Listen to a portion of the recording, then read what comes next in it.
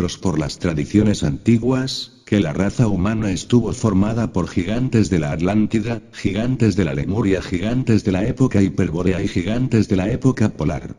Pero para hacer aseveraciones como esas de que venimos también del ratón, tiene que haber excesiva ignorancia, porque ni el mismísimo ratón era tan pequeño en la Atlántida como lo es ahora. Así pues, decir que el ser humano era pequeñito y que ha ido creciendo y que es de baja estatura porque es hijo del ratón, es en el fondo espantosamente ridículo. Vean ustedes cómo se mueven esos cínicos del materialismo. Tan pronto están diciendo que venimos de los primates, como tan pronto están afirmando otra cosa. Cuando se cansan con el hermano ratón, entonces apelan al mandril, debido a que el pobre animalito tiene las nalgas rojas. Vean ustedes qué ignorantes son esos pseudo-antropólogos. Esos son los que están degenerando a la humanidad, los que le están quitando a la humanidad los principios eternos, los valores eternos del espíritu. Esos son los que han precipitado a la humanidad por el camino de la involución y de la degeneración. Bien sabemos que cuando a la humanidad se le quitan los valores eternos, los valores del espíritu, degenera espantosamente. Esos son los que mandan a sus secuaces, a los bribones del materialismo, a enseñarles a las gentes de los campos todas esas sandeces. Esos son los que se han convertido en los instructores de la pobre gente que vive en las aldeas, en los villorrios, esos son en verdad los que están precipitando la degeneración porque le están quitando a la humanidad los valores eternos. Podríamos considerarlos como corruptores de menores, porque corrompen las pobres gentes sencillas de los campos con sus sandeces, dañan la mente de las pobres gentes.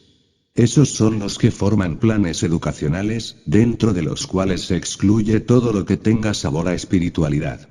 Pero no tienen bases serias como para pronunciarse contra las enseñanzas espirituales de la humanidad. Aseverar tan pronto que venimos del mandril como del ratón, como de los primeros primates de la época cenozoica, pues es bastante ridículo. Tanto en el norte como en el sur, en distintos lugares de la tierra y del mundo, estos señores materialistas se ríen del padre de Manú, del cual devino toda la raza humana, como se ríen del Dianchoan, les parece un personaje utópico.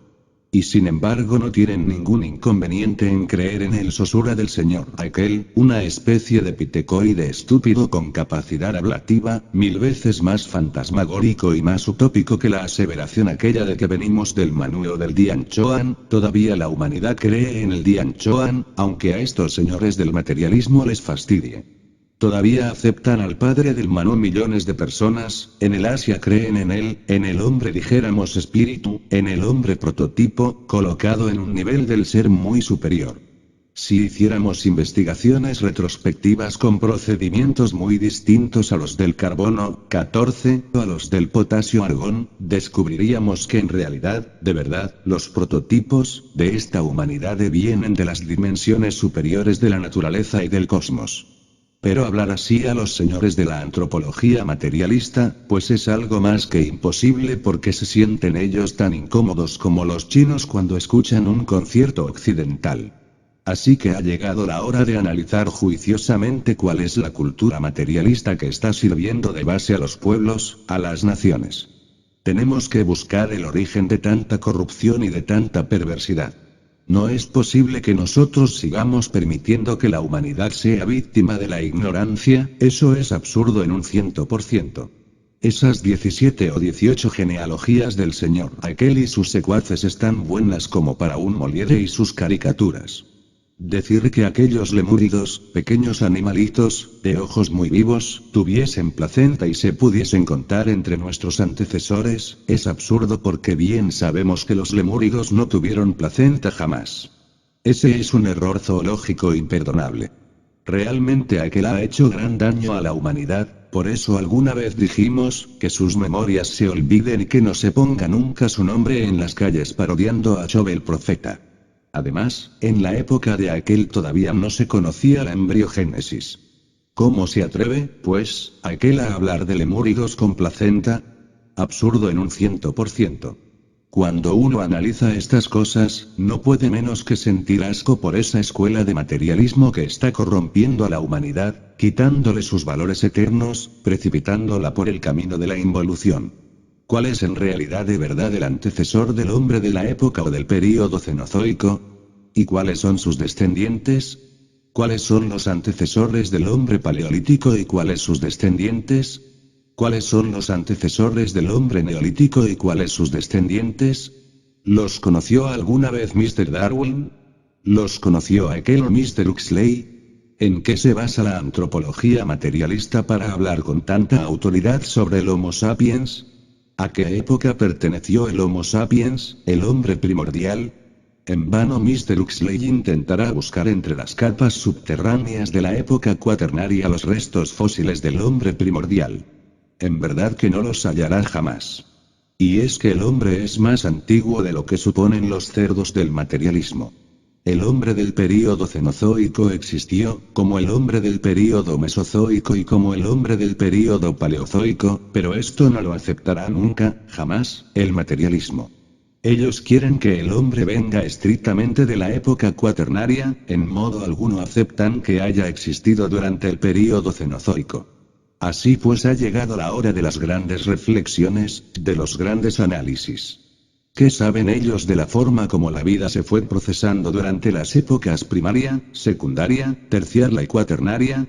Dótese a los seres humanos de su manada a cada uno y verán ustedes que todo ese teatrito de aquel, de Mr. Darwin, de Huxley, de Marx y sus secuaces, caerá en verdad hecho polvo porque la antropología materialista es un paredón sin cimientos, basta un leve empujón para convertirla en menudo sedimento.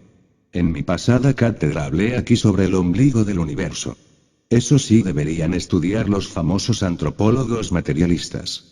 ¿Que nuestra Tierra tenga un ombligo? ¿Por qué no? Si nosotros cuando nacemos, cuando venimos al mundo, también tenemos nuestro ombligo y así como es el macrocosmos, también el microcosmos tal como es arriba, es abajo. Hablamos entonces en nuestra pasada cátedra sobre el Omeyocan, algo dijimos, sí. ¿Qué es el Omeyocan? El ombligo del universo, sí. Un día la Tierra-Luna existió, tuvo mares, tuvo montañas llenas de vida, de vegetación, tuvo también sus períodos paleozoico, mesozoico, cenozoico. Pero los mundos, como todo lo que es, ha sido y será, nacen, crecen, envejecen y mueren. La materia meramente física de la Luna murió. Hoy es un cadáver, como ha quedado demostrado por los astronautas que han descendido en el suelo lunar.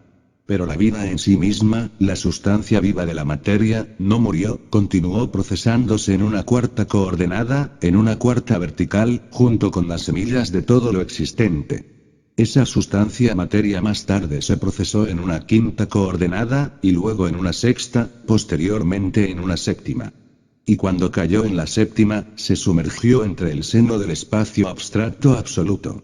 Esa sustancia homogénea, es Mula Prakriti de los orientales, esa tierra primigenia o primordial, continúa existiendo. Era una semilla que no podía perderse, y ahora estaba depositada en el espacio profundo, en esa semilla la vida continuó latente. Esa semilla, he dicho y lo vuelvo a repetir hoy, es el Iliaster de los sabios. Durmió 7 eternidades tal semilla entre el caos, es decir, entre el espacio profundo, para ser más claro. Pero mucho más tarde, el torbellino eléctrico, el huracán eléctrico, las tinieblas y el viento, como dice el pueblo de Anahuac, habitaron aquel mundo primigenio, aquella tierra llamada Iliaster y entonces fue cuando el dos funcionó con sus opuestos positivo y negativo, masculino y femenino. Así, del Iliaster surgió el caos. Por eso se habla que en el Omeyocan, el huracán, las tempestades, las tinieblas prevalecen. Se habla allí claramente de Hecatl. Hecatl es el dios del viento, de los huracanes, del movimiento eléctrico. El macrocosmos volcado en el microcosmos, todo en incesante actividad.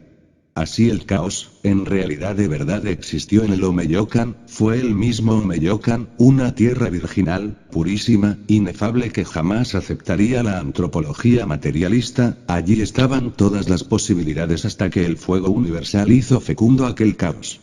Y cuando lo hizo fecundo, apareció el Limbus. Ese Limbus, extraordinario dio origen a todo lo que es, ha sido y será.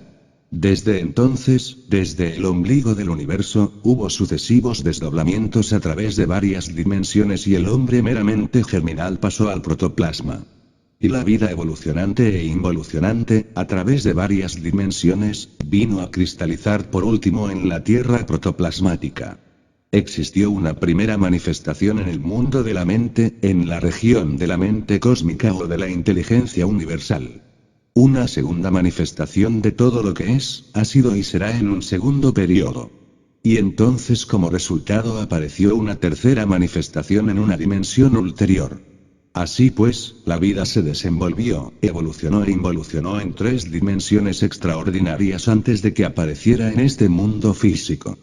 La vida existió primero en el estado mineral, pero una clase de minerales que hoy en día no aceptarían los antropólogos ni los geólogos materialistas. Mucho más tarde se desenvolvió en estado vegetal y posteriormente en estado animal. Mas esos estados, mineral, vegetal y animal, son desconocidos actualmente.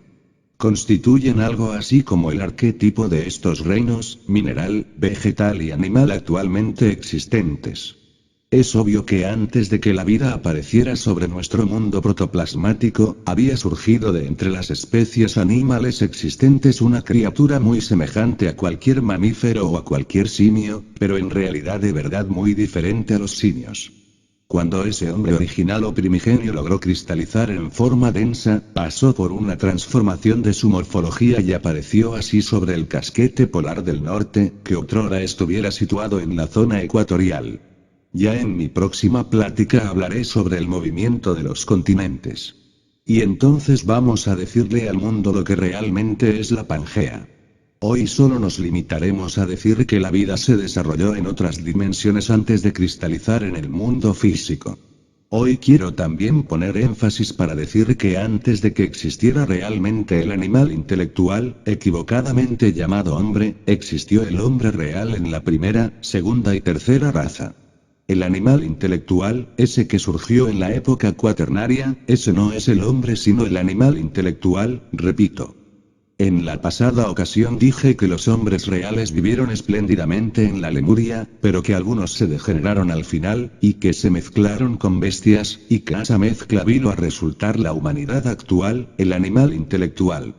Así que ha llegado la hora de entender esas cuestiones tan delicadas. El hombre es anterior al período cuaternario, como al terciario, secundario o primario. Prueba de ello es que, a pesar de que todas las especies vivientes de los tiempos arcaicos desaparecieron, continúa existiendo ese animal intelectual llamado hombre. Si es capaz de subsistir a pesar de tantas tormentas, a pesar de la revolución de los ejes de la Tierra, a pesar de los acontecimientos de la Pangea. Y si los animales, reptiles y de otra clase de períodos mesozoicos, etc., no fueron capaces de subsistir, esto nos está demostrando que el hombre es anterior a todos estos períodos señalados e indicados por los antropólogos materialistas. Quiero que ustedes reflexionen profundamente en todas estas cuestiones. Dótese al pobre animal intelectual de su mónada, que se le intenta quitar, y todo el teatrito ese de Mr. Darwin, y de los Haeckel y de los Huxley, caerá en verdad hecho polvo. Ha llegado la hora de desenmascarar realmente a la antropología materialista. Ha llegado el instante de devolverle a la humanidad los valores eternos. Quinta Cátedra. México D.F., agosto de 1977. Hay hechos, acontecimientos cósmicos y geológicos, que bien vale la pena estudiar en estos tratados de antropología. No hay duda que la antropología científica gnóstica descorre todos los velos relacionados con el origen del hombre y del universo. Obviamente esta mecánica de la naturaleza resulta portentosa, pero jamás aceptaríamos la posibilidad de una matemática sin matemático, o de una mecánica sin mecánicos. No quiero defender a un dios antropomorfo, al estilo del Jehová judaico, con la doctrina aquella de ojo por ojo y diente por diente. Sabemos que ese tipo de dogmatismo trae como consecuencia o corolario, y por oposición, la reacción de tipo ateísta y materialista. Se hace necesario entender que cualquier abuso es perjudicial para la humanidad. En los antiguos tiempos se rindió culto a los dioses, es decir, a los principios inteligentes de la naturaleza y del cosmos, al demiurgo arquitecto del universo, el cual no es un sujeto humano ni divino. Antes bien, es unidad múltiple perfecta, el logos platónico. Desgraciadamente en la Roma augusta de los Césares y hasta en la Grecia de antaño, hubo